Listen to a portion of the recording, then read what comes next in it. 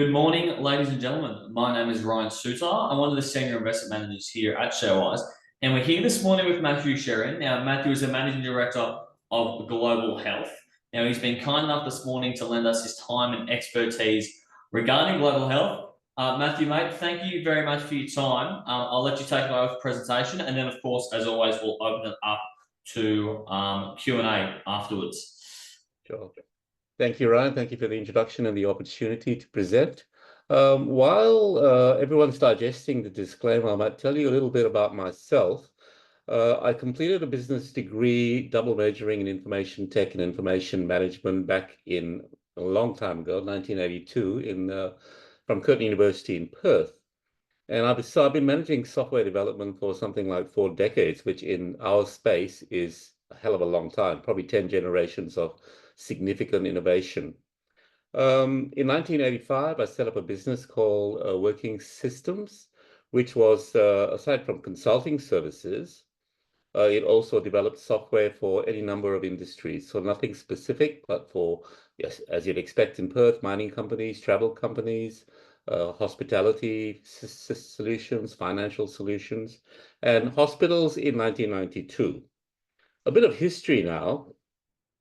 In the early 2000s, Working Systems was awarded a contract to develop a mental health clinical management system for deployment across the Australian Capital Territory. The software was deployed across the territory in public hospitals, private hospitals, call centers, rooms for psychiatrists, psychologists, GPs, social workers, and everyone else that was involved in helping people who were living with mental health issues. Now, this was a bit of an epiphany for us, and for me in particular. It highlighted the silos of information that did not get shared across a team that needed to share data in order to help me with my condition. And it also highlighted that clients, sorry, I should move on to the next slide. It also highlighted that clients were a key part of the treatment plan if you were living with a lifelong condition or a chronic disease. So the company decided to focus exclusively on the healthcare sector and platforms for the healthcare sector. And in 2008, we changed our name to Global Health to reflect this focus. So for providers, for the healthcare providers, we had a clinical system which we brand as Mastercare, which provides all the clinical functionality you need. And it's also team-based. So you have a team of different specialists sharing a clinical record or being able to see what they need to see. For providers, we also had a secure messaging platform, which allowed the sharing of data because not all the people were using the same software. And for consumers, we had a personal health record, which empowers patients to make and monitor the behavior changes they needed to do as part of their treatment plan. And finally, we had a digital engagement platform, which we call Hot Health, which allows consumers and their team of carers to communicate better and to engage better. Oops, sorry, back. Yeah. So today, our mission remains to enhance health outcomes for individuals and improve operational and financial outcomes for healthcare providers with a patient-centric and connected ecosystem. In essence, Global Health developed and market a portfolio of composable software and SaaS platforms that are designed to digitally connect consumers with their clinicians, encouraging a more collaborative healthcare model that automates workflow and delivers improved productivity and profitability for the operators and empowers consumers to better manage their health. I want to move now to the bigger picture. There are many challenges faced by healthcare. I'd like to cover the 2 challenges that drives our strategy. The first key challenge is the unsustainable and escalating cost of healthcare globally. You've got better technology, so you get earlier detection of diseases, you get better prosthetics, devices. Pharmaceutical companies are generating new drugs all the time. So all this is adding to the cost of healthcare. These numbers here do not reflect the 200+ billion spent on the NDIS or the 7,000 that each of us spend as individuals on broadly healthcare related expenditure like healthy foods, gym memberships, vitamin supplements, and the like. So in our view, healthcare is actually the largest industry in Australia and probably globally. It affects everyone in the world. The second key challenge that drives our strategy is the increasing incidence of chronic disease.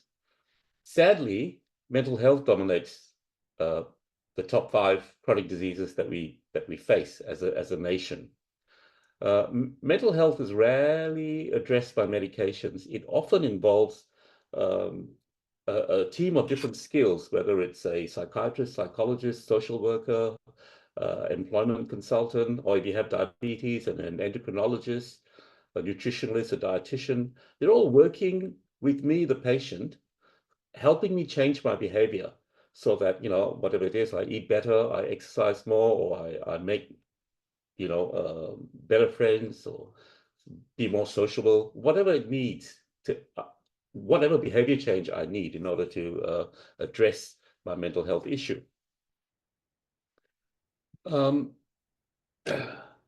What's the competitive advantage for global health? Well, quite simply put, because mental health, we have the full journey from early diagnosis through to treatment, and then through to rehab, and through to healthcare in the home. We deploy our solutions across a very broad segment of healthcare. A lot of our competitors are unique to a particular segment. So we might have one set of competitors when we're selling to a hospital, we might have a different set of competitors when we're selling to private practice. But there's no competitor when it comes to chronic disease. We believe we are the only company in Australia that has the full patient journey, from early diagnosis through to treatment, through to a patient-empowered tool. Consequently, our clients cover everything. We've got the hospitals like Bethesda, East Sydney Private. You've got governments like the WA Mental Health Commission. You've got community health centres, and you've got large chains like Mercy and St John of God. The largest segment for us is super clinics, or multi-sector, multi-specialist facilities.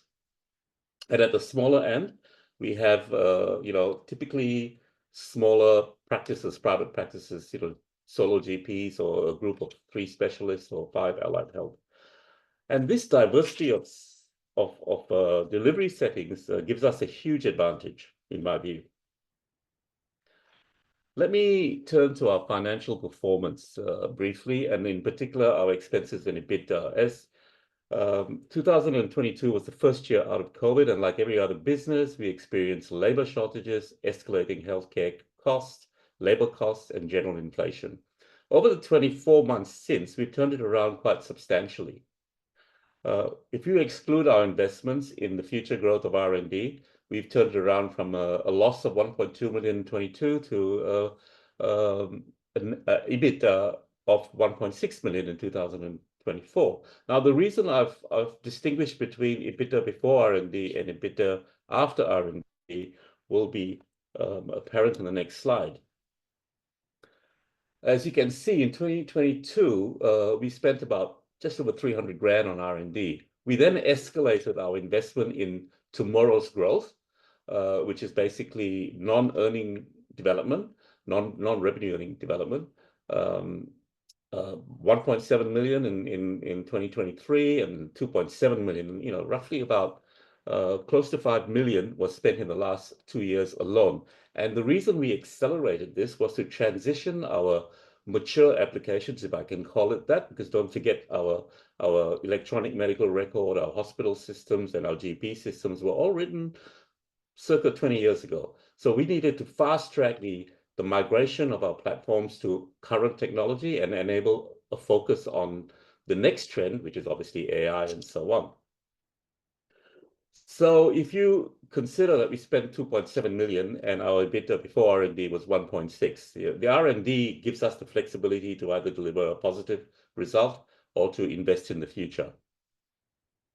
Those expenses, by the way, includes all expenses, cost to serve, as well as overheads, sales, marketing, general admin, and R&D, if you add the two up.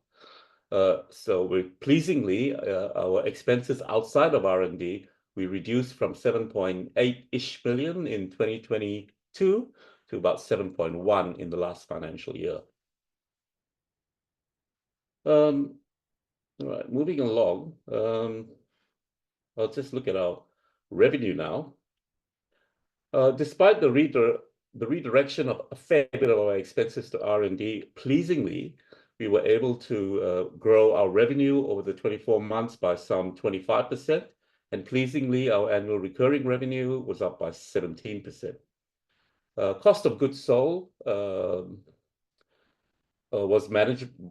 went up a fair bit, but despite that, our margins improved, steadily climbing from 43% to 56% in the year just finished, which represents 30% growth in margins and a 64% increase in net revenue.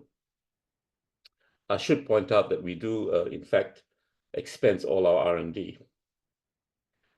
So moving on to the market, the healthcare market size, we're fortunate because people living with chronic disease have their encounters in multiple settings, including the home. We have access to a large segment of the market. We do sell to hospitals, we do sell to specialists, we do sell to community health centers, about 500 of them in Australia, as well as the primary care sector, which is GPs and allied health. But most importantly, we also have, as part of our vision, the ability to market to healthcare consumers.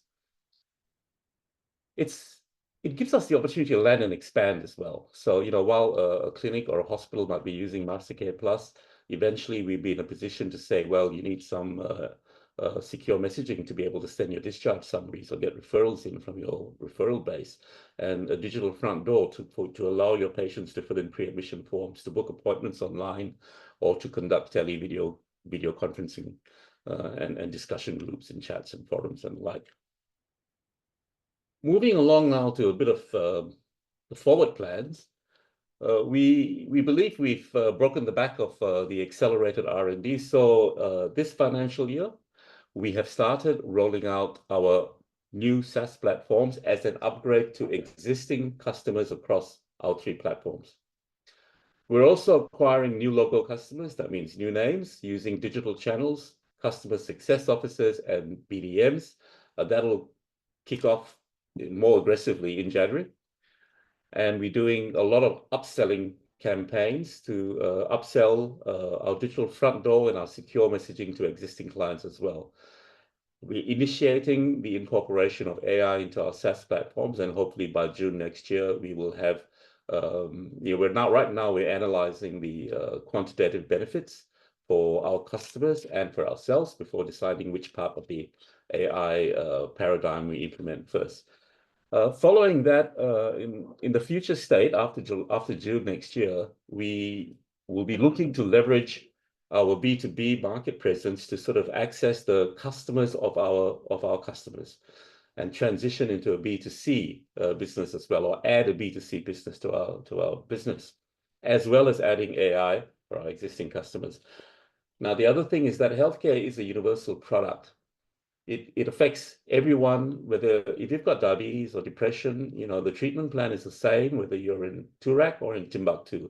So it is potentially a huge global market. So one of our focuses, which we've started doing now, is developing a solid relationship with our data center hosts, which is basically AWS and Microsoft Azure, to leverage their reseller network globally. The problems of healthcare are universal: escalating costs, incidence of chronic disease.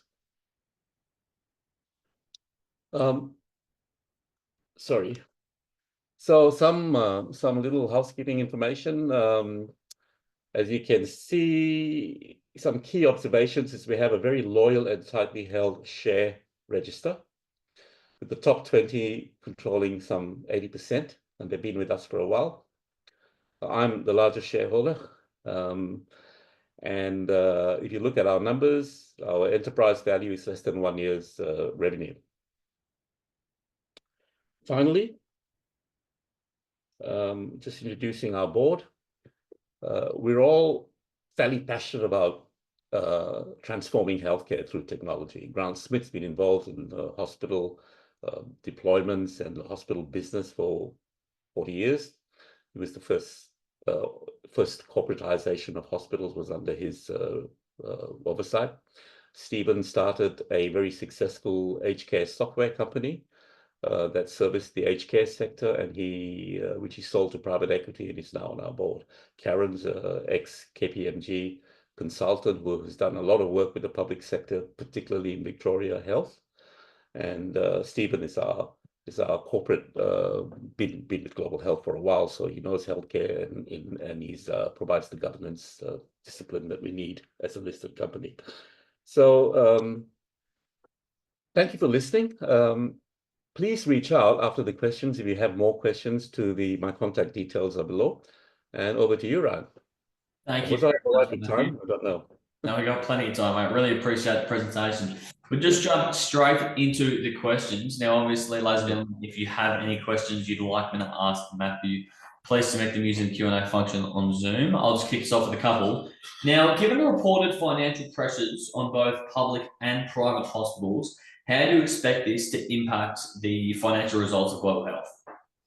Yeah, that's a good question. It's been in the press. Private hospitals are struggling. They've had no business through COVID lockdown, and they're not even being adequately financed by private insurance. We are fortunate in that we serve a wide community of healthcare providers, so we were able to pivot. Probably 4 or 5 of our hospitals actually had to close their doors, but we were able to pivot, and because of the breadth of our portfolio, start engaging for secure messaging and for community health. That's an advantage we have. If we were locked into hospitals, we would definitely have felt the adverse impacts of the challenges of hospitals. Okay, well, thank you for that clarification. Now, obviously, given the breadth of your portfolio of products, what's Global Health's view on the potential impact AI is going to have on your SaaS applications and obviously future cybersecurity issues? We're very excited about the impact AI is going to have in healthcare. I mean, healthcare is all about pattern recognition for once, radiology, pathology, and diagnosis. So we're actually working with a couple of AI providers, and internally we're doing a business case to work out the best bang for the buck, if you like, which will give our customers the best value, as well as us. And we understand that AI is going to be crucial to be able to analyze data and to be able to assist clinicians in making better decisions, definitely assist consumers. Because we've got Lifecard and Mastercare, AI is going to play a hugely important role in our future, which is why we accelerated our technology to the current SaaS. Since it's going to keep our customers safe for 20 years, another 20 years, now that they've got the new applications that we've invested in. All right, well, thank you for that one. Now, given that obviously you guys have, drastically increased your R&D expenditure over the past 2 years, is your software and SaaS platforms, are they developed in-house or are they outsourced with that cost? All our software has been designed, architected, and QA in-house. We own it all. But we do use contractors from time to time, whether they're overseas or local, for cutting code, and possibly doing some QA, doing some testing and that type of stuff. So it's a combination of both, but the core talent is Australia-based. And I might point out, by the way, that our R&D spend is going to start diminishing because we've broken the back of it. So we're not going to be 27% of expenses. 2.7 is probably going to be closer to 1.8 million over the next year or two, which will allow us to spend more on market development, if you like. Okay, got you. Because we've got one of the participants submitted questions related to R&D expenditure moving forward. So obviously you expect that to diminish. Is that going to just continue for the next 1 or 2 years and then completely drop off, or is there going to be an ongoing expense that's going to kind of constantly exist on the balance? So if you look at the 2.7 that we spent last year, that's going to be cut. That's down to probably 2 million this year and probably down to 1.8 next year. And a lot of that, but you have, as a tech company, you got to continually invest in R&D. That investment will be more in AI and emerging trends rather than the fundamental shift in, from client server to SaaS, if you like. Of course. Now, when it comes to marketing the platforms, especially the customer-facing ones like Lifecard, how exactly do you do this? Is it kind of reliant on healthcare providers you have partnerships with, or do you have a sales team that you work with? It's interesting. When we initially did the business case or the planning for Lifecard, there were so many use cases. Young mothers, or new mothers, school, who need, if you've got kids, you've got to sign, disclaimers 5 times a year every time they go for an excursion or a trip or Yeah. play sport. But our focus, because we're in the area of people living with lifelong or lifestyle conditions, we have a lot of lifeguard registrations, but we haven't monetized it yet. Gotcha. That's going to be post 25. And we think the market segments are huge. It's just, sometimes you got to decide where you get the best bang for the buck, and we feel the best Yeah, bang of for the course. buck was in what we did, investments in R&D right now. Yep. And Lifecard will be next year's focus. Okay. Okay. Now, when it comes to actually charging providers and consumers for the use of your other platforms, what's the structure of that revenue? Um, So it's all subscription based, and we try and price our products so they are exceptional value. We believe we've done the market research, and we Yep. represent the best value in Australia today in all the segments we play in. Uh, you know, and we try and tier them so that it's affordable to the small practice, a solo allied health practitioner or a part-time GP, uh, the base subscription, and then there is a usage-based charge. Yep. So, if you're a large hospital, you're a large community health center doing lots of prescriptions, a lot of referrals, the subscriptions go up. There's the base subscription, and then there's the usage fee. And the Yeah. bigger the subscription fee, the lower the usage fee, right? Because you commit, yeah. So it's the traditional SaaS model. Okay. All right. Well, thank you for that clarification. Now, probably last one from me here today. Obviously, given GLH appears to be pretty tightly held on the market and it's coming off macro highs for pricing, why should investors be interested or potentially invest in GLH today? Well, I mean, I think we represent exceptional value. Our enterprise value is less than 1 year's revenue.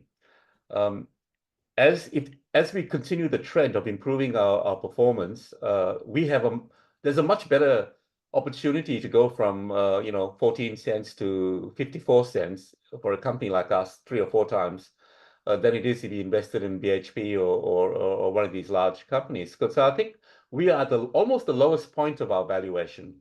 So the only way is up. And all our KPIs are indicating that this will happen. So it's yeah, it's it's a compelling case, I think. The valuation is the key driver for it, and the fact that we're a public company, we don't raise capital for the sake of raising capital. We expense all our R&D, so we're fairly transparent as well. So Yes, of it's course. worth a look. All right, thank you for that clarification, Dan. Now, one more from me, Wade, and I've got one more here. Sure. Now, with obviously the Australian healthcare market being a fairly large one, what percentage of the pre-existing market area currently can your consumers? What percentage? Say that again. Sorry. Yeah, so what percentage of the Australian healthcare market are your consumers? Uh, well, if you look at the stats, chronic disease is 60% of the population. We're pretty confident that we are the market leaders in providing systems for providers of mental health services. We estimate that we have about 5 million consumers through our, 600 customers that we have. So I'd suggest 5 to 6 million consumers is within our reach. Yeah, which Thank is you. Now, we've yeah. just got a couple of submitted questions here. Do you have any plans for expansion into New Zealand or the Asia Pacific telehealth markets? Yes, we do. Generally, I'm fairly passionate. I was born and brought up in Singapore, and I know that there's a huge underserviced market north of in our neighborhood. Yeah, 650 million consumers uh, in the same time zone as us, from if you like Thailand or East Malaysia through to Hong Kong, right? Vietnam, Thailand, Indonesia, and we have as a country a hugely migrant population that can service our neighborhood. So if you like, my initial instinct is to expand into our neighborhood because of the yeah, huge consumer market that's available, rather than the developed economies like Singapore or North America or Western Europe. So it's more the underserviced economies, which have the same problems, sedentary lifestyle, chronic disease, escalating healthcare costs. Thank you for that one.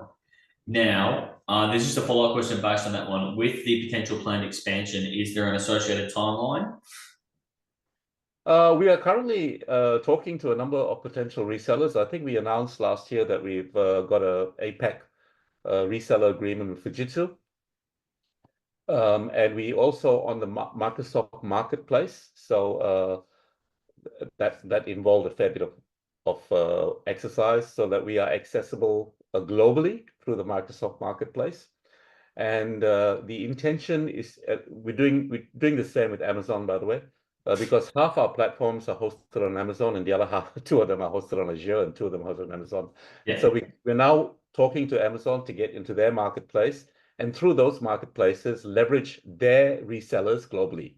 So rather than set up offices where in overseas countries, we definitely focus towards a channel reseller strategy. Gotcha. Okay.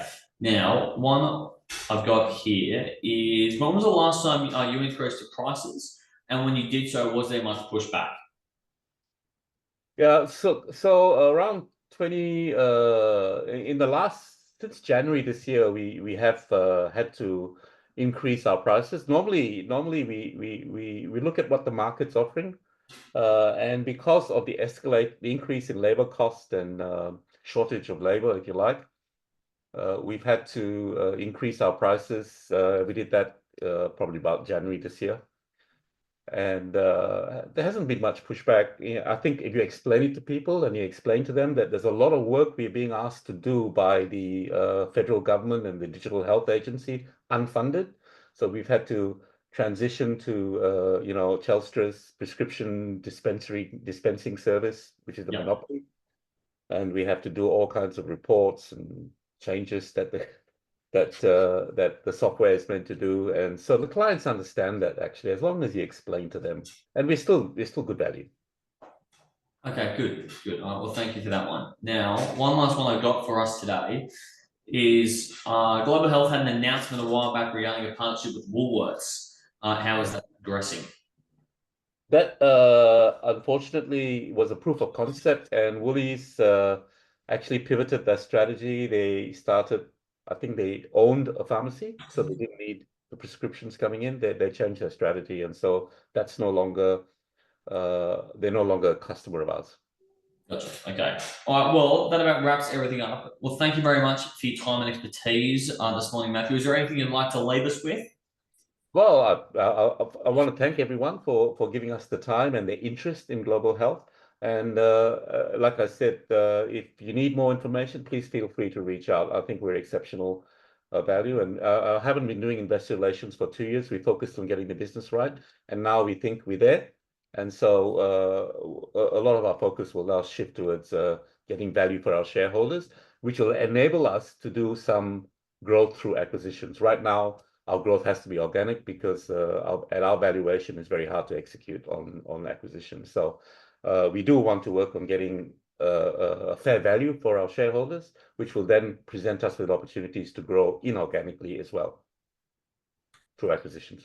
Brilliant. Well, thank you very much for your time again, Matthew. Really appreciate it. And ladies and gentlemen, thank you very much for your time. Enjoy the rest of your day. Cheers. Cheers.